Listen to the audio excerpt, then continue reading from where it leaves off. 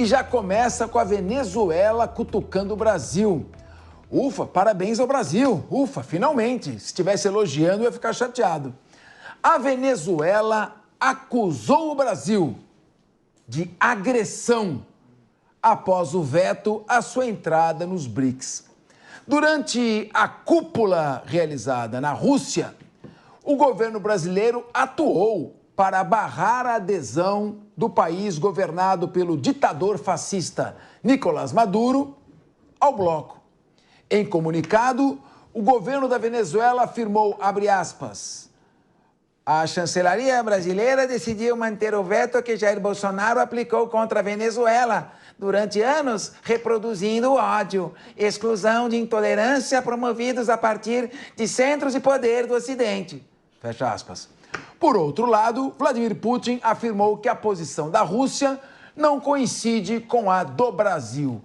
Vamos abrir o debate aqui com o nosso Bruno Pinheiro. Ô Bruno, os BRICS começaram ali, né, aquela sigla criada pelo ex-executivo da Goldman Sachs em 2001, era um acrônimo BRIC, depois que entrou a África do Sul.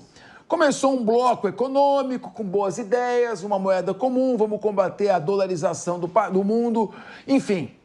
De repente eu estou achando, Bruno, queria a sua opinião, que a Rússia e a China estão começando a usar o BRICS, que era para ser um bloco econômico, como alternativa ao domínio, à prepotência da União Europeia e dos Estados Unidos, estão começando a usar isso como geopolítica. Até o Talibã estão querendo convidar a Venezuela. Será que o Brasil começou a se tocar que ele está sendo escanteado? Iniciou com uma ideia muito boa. Aliás, ótima tarde a você, aos colegas de bancada. Quem nos acompanha, sempre uma alegria, uma honra e uma satisfação. A gente lembra que começaram os 5 ali, tinha uma ideia muito boa, a China começou a comandar e começou a ter uma governança internacional e começou a entrar vários ditadores. E aí a gente vê que esse foi um encontro absurdo. Se o governo brasileiro tivesse ido a esse evento, imagina só a imagem que nós iríamos assistir. E aí eu acho que foi muito importante esse tipo de comportamento do governo brasileiro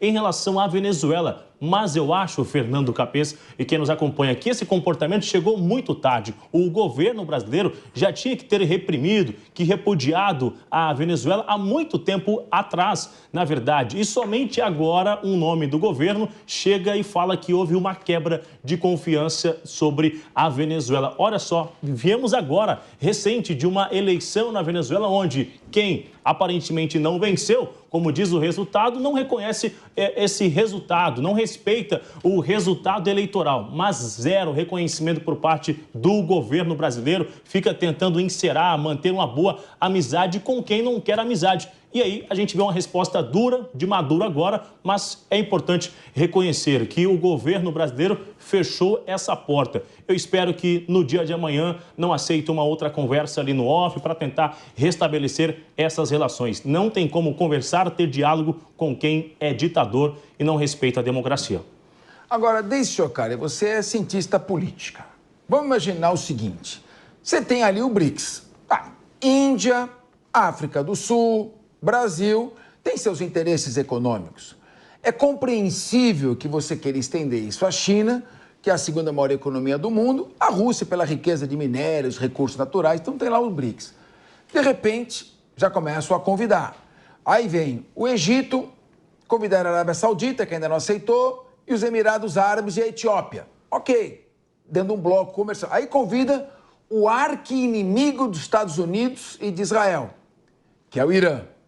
Já começam a sondar o Afeganistão, governado pelo Talibã, que é uma organização terrorista.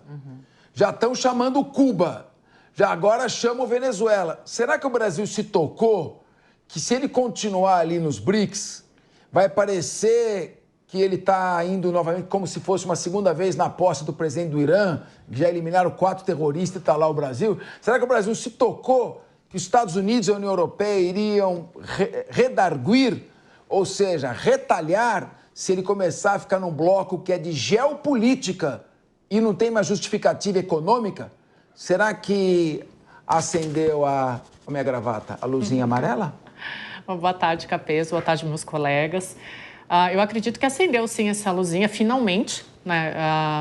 É a primeira vez que a gente ouve um país xingando a gente fala, pô, legal, tomar uma decisão correta, né? Porque no caso da Venezuela e da Rússia, mas finalmente o Brasil deixou o alinhamento ideológico dele, que a gente sabe que principalmente nesse governo existiu e foi muito forte, o alinhamento ideológico com a Venezuela, deixou isso de lado em função do pragmatismo do bloco, né? Acho que se o Brasil continuasse apoiando a Venezuela ou sinalizando positivamente para esses outros países, a crise diplomática seria muito maior. Eu acredito que com essa atitude do Brasil em relação ao veto da Venezuela, o Brasil consegue finalmente ter uma postura moderada, que era o que se esperava. O que a gente sempre tinha de previsão em relação ao posicionamento do Brasil em relação à Venezuela era sempre uma posição de apoio ou, às vezes, algum subterfúgio para não declarar a negativa em relação à Venezuela. Então, agora o Brasil se posiciona de uma forma moderada e até surpreende por causa do alinhamento ideológico. Então, finalmente, o Brasil entendeu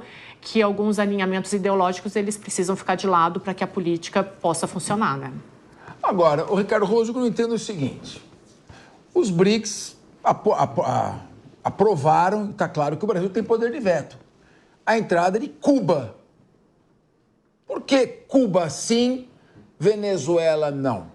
Aprovaram a entrada do Irã, que patrocina grupos terroristas que estão atuando no Oriente Médio e, aliás, atuando no mundo inteiro, porque no Estreito de Bab el-Mandeb os Houthis estão praticamente parando o tráfico mercante, da marinha mercante no Mar Vermelho.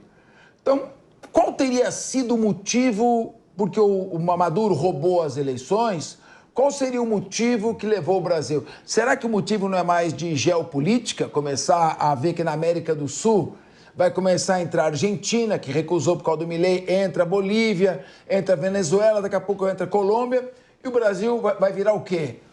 Um anão diplomático? Boa tarde, Capês. Boa tarde, colegas de bancada. Boa tarde a toda a audiência da Jovem Pan. Capês, eu acho que é exatamente isso. O BRICS virou um bloco geopolítico sob a liderança da Rússia e da China e da Rússia, que estão jogando juntinhos ali. Talvez agora e somente agora o Brasil tenha percebido que realmente tem ficado ali em terceiro, quarto, quinto, tem se tornado um anão diplomático dentro do próprio grupo que ele deveria encabeçar, já que BRICS começa com o Brasil. É Brasil, Rússia, Índia, China, depois veio a África do Sul e agora já tem uma série de outros países convidados. Então, acho que acerta o Brasil quando ele mantém o veto à entrada da Venezuela e aí acerta num posicionamento que lá atrás já era do ex-presidente Jair Bolsonaro. Então acerta quando segue um posicionamento do ex-presidente Jair Bolsonaro. Mas foi importante esse posicionamento do Brasil. Deveria ter feito antes, como você mesmo disse, a entrada de Irã, a entrada de Cuba, recentemente também não foram sinais positivos para o BRICS, mas o BRICS já deixou de ser um grupo comercial há bastante tempo. Na mão de China e Rússia virou um bloco geopolítico para se posicionar contra Estados Unidos e contra a União Europeia. E o Brasil aí, nessa situação que está agora, só tem a perder, na minha opinião. Pois é, mas olha só, querida Raquel Galinatti, os BRICS, repito, como uma alternativa econômica ao bloco de dominação do G7, que é o grupo dos 7 países mais ricos do mundo, claro que é uma alternativa interessante, ou seja, inclusive uma reação anticolonialista contra esses países. Os Estados Unidos, por exemplo, há muito tempo não tem lastro de ouro no dólar, desde 15 de agosto de 1971. Eles emitem dólar a 5 centavos cada nota e compram o que eles querem no mundo com valor equivalente a 100 dólares. Agora, o que eu não entendo é o seguinte, agora a Venezuela não entra, mas o Brasil, por exemplo, não vetou a entrada da Turquia, que claro que é uma democracia relativa, para dizer o mínimo, Indonésia, Argélia, Belarus, Cuba, Bolívia, Malásia, Uzbequistão, Cazaquistão, Tailândia, o Vietnã, ditadura, Nigéria e Uganda. E agora também Cuba está convidada. Não entendi bem o critério. Por quê? Eles estão preocupados agora com democracia? O que teria influenciado o Brasil a não querer que a Venezuela entre? Aliás, ele fez muito bem de proibir a Venezuela. Isso que eu quero deixar claro. O que eu estou questionando é por que não vetou outros países também. Se o critério tem que ser econômico, tem que ser puramente econômico. Perfeito, professora, essa colocação e esse destaque. Boa tarde a todos os meus amigos de bancada e principalmente a nossa audiência qualificada. Obviamente, o que preponderou para a tomada de decisão do Brasil se posicionar não foi o critério homogêneo no que tange à economia desses países. O que preponderou, claro, foi ou o fator de serem alguns países com líderes ditadores. O que preponderou foi a rusga, já a faísca de comunicação e de relações entre Brasília e Caracas, traduzindo entre o Lula e o próprio Maduro. A partir do momento em que o Brasil ele não reconhece essas eleições como sendo eleições legítimas e sugere, inclusive, novas eleições, aí nesse sentido, tanto a oposição como o próprio Maduro recusou essa sugestão de novas eleições, porque cada um já pleiteia a legitimidade de seus próprios polos que tenham ganhado. Então, claro que é uma decorrência ali já do não reconhecimento das eleições fraudadas da própria Venezuela. Até o presente momento, de forma também acertada, o Brasil, mesmo que timidamente, não reconheceu essas eleições como legítimas. Então, claro que vem no desenrolar das relações já estarem desgastadas por um fio. Eu concordo com você, Raquel Galinatti. Concordo, porque, claro, está óbvio que o Nicolás Maduro se apropriou do Supremo Tribunal Federal da Venezuela, se apropriou da cúpula das Forças Armadas e roubou, essa é a palavra, não tem outra palavra, 73% das urnas eleitorais. Falsificou o resultado da eleição e, portanto, subverteu já completamente a já paupérrima e deplorável democracia da Venezuela. Então, claro que ele merece ser tratado como um pária. Agora, na minha opinião, chegou a hora dos BRICS começarem a rever qual é o seu papel. É um bloco geopolítico que procura fazer um enfrentamento aos Estados Unidos e Europa, no Oriente Médio e no Sudeste da Ásia? Então não interessa ao Brasil. Nós não temos que brigar com a União Europeia e brigar com os Estados Unidos.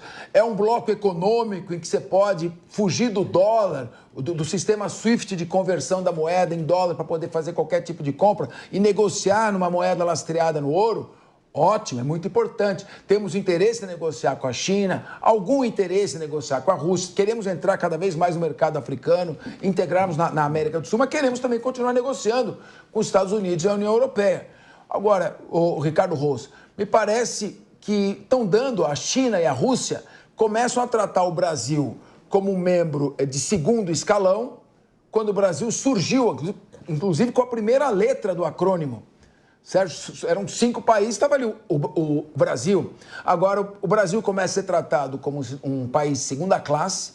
A Índia, a China e a Rússia tendem a dominar completamente o BRICS e estabelecer ali as prioridades delas, que não são as prioridades do Brasil. Nós somos o país ocidental. Você não acha que o Brasil começou a perceber que ele está entrando numa armadilha e que a China e a Rússia já começam a tratá-lo com desprezo? Exatamente, eu acho que você tocou no grande ponto. O Brasil começou a perceber que esse bloco que ora era comercial, e aí sim havia muito interesse para o Brasil, não está sendo mais um bloco comercial, está sendo um bloco geopolítico, sob comando de China e Rússia, e o Brasil está sendo realmente utilizado, está sendo, aspas, manipulado dentro de um jogo de geopolítica maior da China e da Rússia, e isso é ruim para o Brasil. Sendo um bloco de geopolítica não interessa para a gente, já que nós somos um país ocidental. Se fosse a ideia original de um bloco comercial, aí sim, como você descreveu muito bem, Capês, acho que o Brasil está acordando tardiamente, mas está acordando e deu esse sinal claro, vetando a entrada da Venezuela. Exatamente. Deise Cioccaria, você é cientista política. Então, nós estamos vendo o desenrolar ali na região do sudeste da Ásia, do Pacífico Sul, ali no leste europeu, no Oriente Médio, num claro enfrentamento aos Estados Unidos. Vladimir Putin disse: nós estamos vivendo um momento de transição e muitos analistas afirmam que este é o segundo maior momento de transformação mundial dos últimos 150 anos. O primeiro grande momento foi entre 1905, com a guerra do Japão com o Império Russo, que pela primeira vez uma potência ocidental era derrotada por um país oriental. O Japão havia derrotado o Império Russo e provocado, 12 anos depois, a derrocada completa desse império com a Revolução Bolchevique. Muito bem. Depois nós tivemos a Primeira Guerra Mundial e a Segunda Guerra Mundial, com a transformação no mundo bipolar. Em 91, o mundo passa a ser unipolar com os Estados Unidos. E aí você tem agora, segundo Putin, um momento de grande transformação do mundo, em que será um mundo multipolar, com a queda dos Estados Unidos, com a queda dos países europeus, com a ascensão de novas economias e com, provavelmente, uma supremacia, na visão deles, do Oriente sobre o Ocidente. Veja os fenômenos no Oriente Médio, o Irã mais forte, com mísseis potentes, a Coreia do Norte se engajando na guerra Rússia-Ucrânia. Nesse contexto, não é mais o BRICS da primeira década desse milênio. É um BRICS agora que não é econômico, ele é geopolítico. Como é que fica o Brasil agora tratado, praticamente colocado de escanteio nesse conglomerado, já vão para mais de 30 países, e onde se perde a prioridade como a economia. E a prioridade passa a ser o enfrentamento de países historicamente aliados ao Brasil. Como é que você vê a conformação? Qual deve ser a postura do governo brasileiro a partir dessa constatação, que não é minha, é dos grandes especialistas que estão falando? Capês, o Brasil ele tem que fazer um realinhamento. Vamos lá, vou pegar alguns pontos do que tu falou aqui. O Brasil, em termos absolutos, a economia do Brasil ainda é menor do que a economia da China, da Índia e da Rússia. Isso já coloca o Brasil numa posição de disparidade em relação aos outros membros do BRICS, né? Pela economia, vamos falar aqui primeiro pela economia, né? Então, em termos absolutos, é menor do que a da China. Outros fatores que acabam interferindo, em primeiro lugar, né? O Brasil nunca foi um gigante diplomático. Ele teve ali as suas influências aqui na América Latina, ainda tem. Em relação a alguns países, ele pode ser respeitado por causa dessa influência, mas nos últimos anos também a gente teve uma questão de diplomacia que pegou muito para o lado do Brasil, que ele fica oscilando entre as posições. Então, isso que a gente estava falando aqui, uma hora ele apoia a Venezuela, outra hora ele percebe que não é bem assim, então recua. Então, a própria linha diplomática do Brasil não coloca ele num contínuo. Por exemplo, a gente tem muito definido que China e Rússia estão reconfigurando essa geopolítica mundial e o Brasil ele fica perdido no meio disso tudo. Ele não sabe para onde vai. Uma hora ele vai para um lado, outra hora ele vai para o outro. Some-se a tudo isso a perda de potência econômica, o Brasil vai se transformando cada vez mais num anão diplomático. Exatamente. E aí você fala uma coisa interessante, né? Bruno Pinheiro, antes do início do desastroso governo de Dilma Rousseff, presidente do Banco dos BRICS, o Brasil estava à frente da Índia no ranking dos países mais ricos do mundo. Nós tivemos praticamente uma desintegração do nosso produto interno bruto, com todos os desmandos, os erros, a orientação ideológica sobre decisões econômicas. E agora o Brasil, como colocou bem a Deise Chocari, começa a perder relevância. Tinha ficado fora das 10 maiores economias do mundo, agora que está retornando. Vamos ficar atrás da Rússia, da Índia, da Coreia do Sul, da Itália, quando tínhamos passado esses países. Então, o Brasil começa a perder relevância econômica, começa a perder relevância política e ele precisa reagir. Justamente, a gente fica sempre em movimento, mas o que dá a entender às vezes que estamos no movimento na contramão. A gente corre para conseguir entrar no bolo, quando está no bolo, corre para o lado de fora. E fica nisso, né? Tentando entrar, quer sair, quando entra, acha que não está legal, quer sair de novo e fica nesse vai e vem. Agora se fala até em estender a função, o tempo de mandato de Dilma Rousseff à frente do comando do banco, né? Já se comenta justamente isso sobre estender o governo de Dilma Rousseff, que foi uma indicação ali do presidente Lula. E essa discussão, como a gente já comentou aqui no início, era muito diferente. A gente vê a China, então, ganhando espaço, nós vamos diminuindo essa atuação, vai se apequenando, na verdade, né, no cenário mundial, internacional, quanto, na verdade, se falava que estávamos restabelecendo essas relações internacionais, essa divulgação, a imagem lá fora, mas, na verdade, não é esse o retrato que estamos vendo. Acaba sendo lamentável quando vai retrocedendo, vai diminuindo esse tipo de comportamento, de posicionamento do governo brasileiro, ocupando aí no mundo esse ranking. Agora, espero que de fato não avance tanto para que não possa diminuir cada vez mais. Agora, se aumentar o tempo de Dilma Rousseff no comando, também, no meu ponto de vista, não seria uma boa opção aí.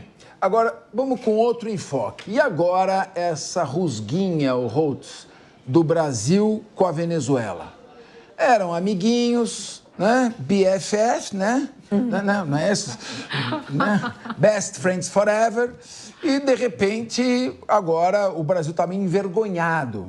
O presidente Lula chegou a dizer que ali era um rolo, esse rolo doido aí que está acontecendo lá na Venezuela. Não é um rolo doido, é um golpe, um verdadeiro golpe de Estado, um golpe militar e um golpe com apoio do judiciário. Né, que provavelmente vai ser difícil ser revertido. Como é que fica agora quando o Brasil rompe essa aliança histórica com o ditador Nicolás Maduro, pelo menos a esquerda brasileira, como é que vai ficar essa relação da esquerda brasileira com a ditadura venezuelana, já que eram grandes amigos, e também com a ditadura nicaragüense, já que o embaixador brasileiro foi expulso da Nicarágua pelo Daniel Ortega. O Brasil está com vergonhinha dos seus velhos amigos? Não, acho que é uma relação que caminha a tapas e beijos há algum tempo, porque realmente o que aconteceu na Venezuela é uma vergonha, um golpe contra a democracia, um golpe contra o povo venezuelano, é uma atitude que deveria ter sido repudiada já desde sempre pelo país que, vamos assim dizer, economicamente é mais importante aqui na América Latina, que é o Brasil, e sempre foi parceiro do Maduro. Então, sempre passou um paninho ali, inclusive nessa questão das eleições. Teve um momento em que o próprio presidente falou, precisamos ver isso aí, de repente uma nova eleição que foi rechaçada lá pelo Maduro. No fim do dia, eu acho que essa relação de tapas e beijos, ela vai continuar sendo como está, até porque parte da esquerda brasileira também já deu ok para a eleição do Maduro, já meio que reconheceu a vitória do Maduro. Então vai passando um paninho aqui, vai dando um assopro ali, um tapinha colar e a vida vai seguindo daqui para frente.